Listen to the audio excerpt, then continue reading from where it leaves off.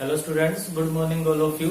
Today we will discuss about IUPAC naming of unsaturated hydrocarbon. In our last videos, we will discuss the IUPAC naming of saturated.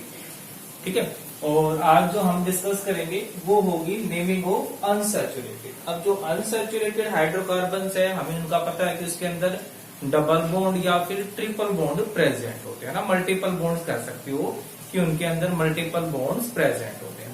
अब बात जब ये आती है तो जो डबल बॉन्ड है उसके लिए हम अलग से करेंगे, ट्रिपल बॉन्ड है उसके लिए अलग से करेंगे, या फिर ये कह सकते हैं कि जो दोनों की नेमिंग है उसमें बहुत माइन्यूट सा डिफरेंस है।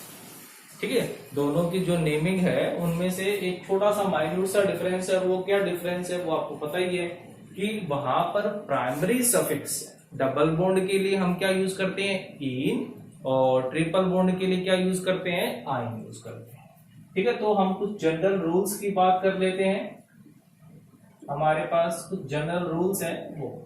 तो जो फर्स्ट रूल कहता है, फर्स्ट रूल बिल्कुल सेम है कि select the longest carbon chain, select the longest and continuous carbon chain, continuous carbon chain, continuous carbon chain which consists the multiple bond। मतलब क्या हुआ कि उसके अंदर मल्टीपल बॉन्ड प्रेजेंट होना चाहिए। ये चीज आपने ध्यान रखनी है कि उसके अंदर मल्टीपल बॉन्ड आना चाहिए। ठीक है, चाहे फिर वो चेन छोटी ही क्यों ना बनती, मतलब कि हमने एक ऐसी चेन लेनी है जिसमें मल्टीपल बॉन्ड प्रेजेंट हो, फिर चाहे वो चेन छोटी ही क्यों ना बन जाए। ठीक है, बट मल्टीपल बॉन्ड जरूर प्रेजेंट होना चाहिए, और वो मल्टीपल बॉन्ड डबल बॉन्ड या ट्रिपल बॉन्ड कोई भी हो सकता है। अब जैसे हम बात कर लेते हैं, हमारे पास एक एग्जांपल है CH3CH CH2CH CH2CH3 CH double bond CH। ठीक है, हमारे पास बेटा ये होगी एक कार्बन कंपाउंड हो गया। तो अब इसमें अगर हमने लॉन्गेस्ट कार्बन चेन लेनी हो तो हम कौन सी चेन उठाएंगे? तो अब हमने सिंपल किसको फोकस करना है, इस चीज को, कि हमारे पास जो चेन होगी उसमें ये जो डबल बॉन्ड है ये तो प्रेजेंट होना ही होना चाहिए। तो अगर हम इसको देखते हुए करते हैं तो हमारी जो लॉन्गेस्ट चेन होगी वो ये बन जाएगी, और उसके अंदर ये मल्टीपल बॉन्ड होगा।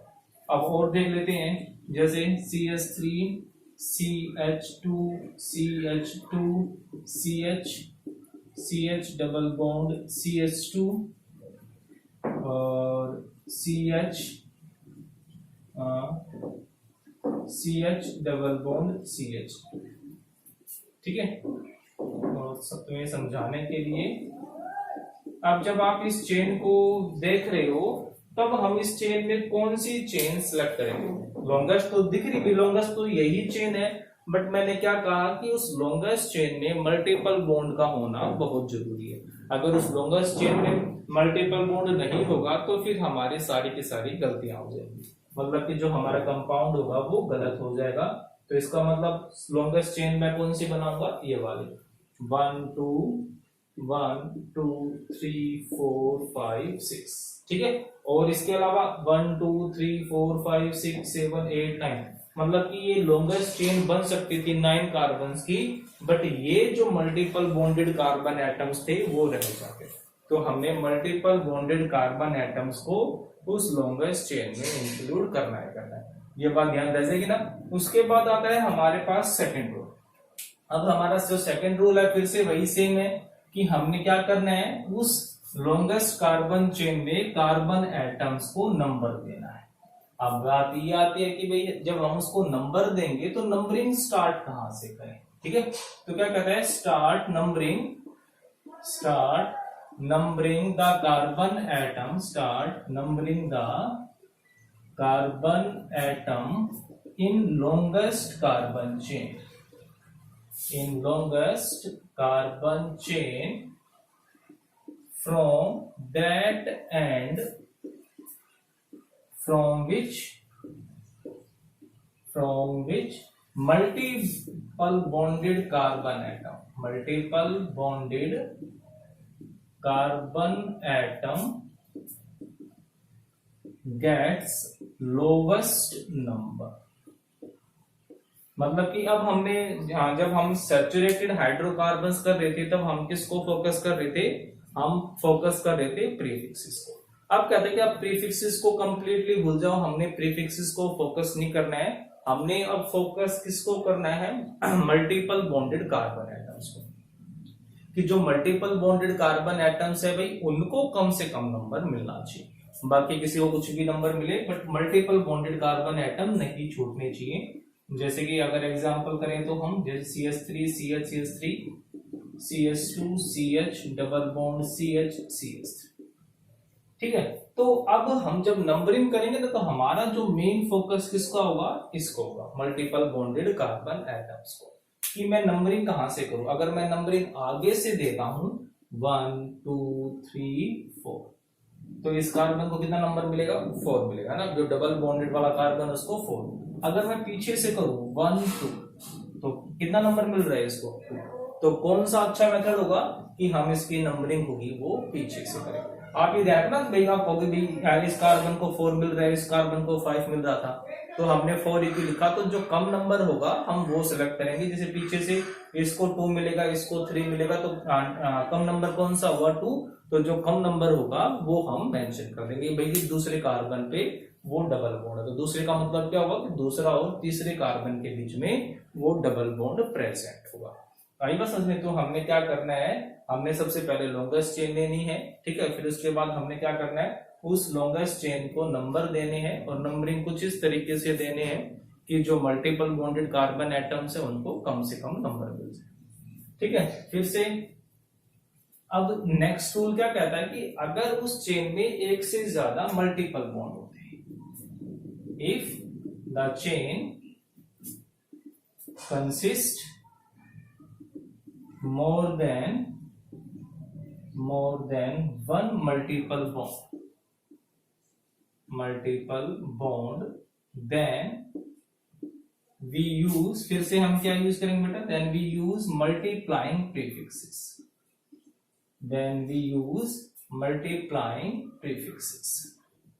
like डाई किसके लिए, 2 के लिए है ना, हम पहले भी पढ़ चुके हैं, ट्राई 3 एंड टेट्रा 4, हम ये मल्टीप्लाइंग प्रीफिक्सेस का यूज करेंगे, डाई 2 के लिए, ट्राई 3 के लिए, टेट्रा 4 के लिए। तो ये मल्टीप्लाइंग प्रीफिक्सेस हमारे हो जाएंगे, किसके लिए होंगे ये होंगे हमारे जब मल्टीपल बॉन्ड एक से ज्यादा बार आते हैं। जैसे कि मैं कहूँ कि भाई डबल बॉन्ड है 2 बार आएगा तो क्या कर दूंगा मैं, क्या लिखूंगा उसको, डाई इन। अगर 3 बार आ रहा है तो ट्राई इन, है ना, 4 बार आ रहा है तो टेट्रा इन। हमने कुछ इस तरीके से करना है। नेक्स्ट रूल क्या कहता है बेटा कि जो हमारे पास जो वर्ड रूट है और जो प्राइमरी सफिक्स है, मतलब इन आइन जो भी है, उनके बीच में हमेशा वोवल होना चाहिए, ठीक है, उनके बीच में हमेशा वोवल होना चाहिए। There is always a vowel between word root and primary suffix, ठीक है बेटा। if there is no word root, अगर वहां पर कोई word root नहीं है, if there is no word root then we add alphabet A after name of word, after name of word root. क्या कहना चाह रहा है कि भाई अगर जो प्राइमरी सफिक्स है, ठीक है, और जो वर्ड रूट है उसके बीच में एक भी वोवल नहीं आया, ठीक है। जैसे कि मैं क्या लिखूं जी, मेरे पास वर्ड रूट है ब्यूट, ठीक है, और जो मेरे पास प्राइमरी सफिक्स है इन, तो भाई ब्यूट और इन के बीच में ये ई आ गया ना, मतलब कि यहाँ ये जिस पे खत्म हो और ये जिस पे स्टार्ट हो तो ये यहाँ पर ई आ गया, क्या बन गया, ब्यूट ई आ गया ना ई। तो ठीक है, अगर बाय चांस ऐसी सिचुएशन हो जाती है कि यहाँ पर कोई वर्ड रूट ना वोवल ना हो, जैसे ब्यूट और मेरे पास जो डबल बॉन्ड है वो 2 बार आ रहा है, तो मैं उसको क्या लिख दूंगा, डाई ई। अब ब्यूट खत्म हुआ टी पे और ये स्टार्ट हुआ डी पे, तो कोई वर्ड रूट है, तो वर्ड रूट तो एक भी नहीं आया। तब इस केस में हम क्या करेंगे, तब हम उसमें अल्फाबेट ए ऐड कर देंगे और उसका नाम क्या बन जाएगा बेटा, ब्यूटा डाई ई। समझ में आया कि किस केस में तुमने ए ऐड करना। अगर कुछ ऐसा केस है तो फिर तो जरूरत है ही नहीं। हाँ, अगर कुछ ऐसा केस आ जाता है तो उस केस में क्या करोगे तुम एक वोवल को ऐड कर दोगे और वो हमेशा क्या बन जाएगा, ब्यूटा, पेंटा, हेक्सा, कुछ इस तरीके के वो बन जाएंगे और इस तरीके से ये हमारी हो जाएगी। ठीक है, बस अब उसके बाद क्या करना है, फिर जो अब हमने सबको इकट्ठा कर लेना है। एक पॉइंट और लिख लो कि फॉर डबल बॉन्ड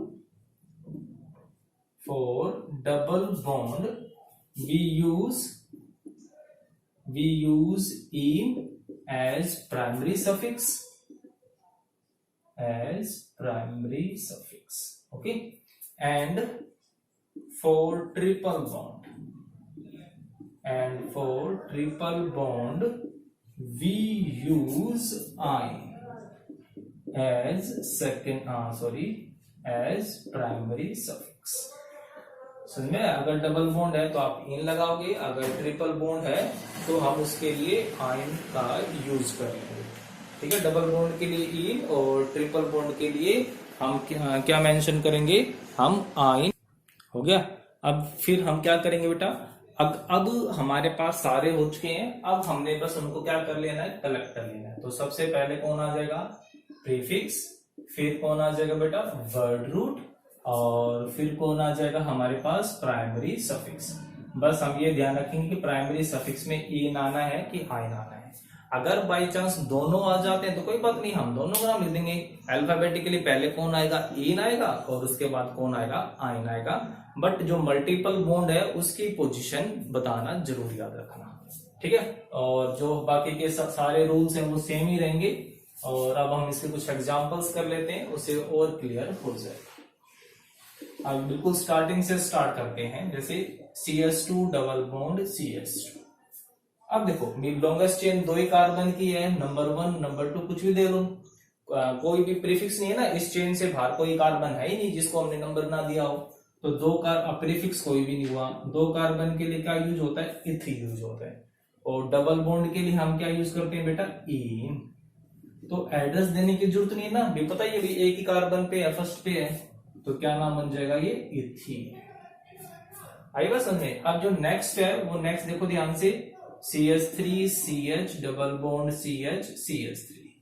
अब इसको ध्यान से देखो, सबसे पहला काम क्या था, लॉन्गेस्ट चेन बनानी है और उसके अंदर मल्टीपल बॉन्ड्स प्रेजेंट होने चाहिए। ठीक है, लॉन्गेस्ट चेन बनाओ, मल्टीपल बॉन्ड्स प्रेजेंट होने चाहिए, 1 2 3 4।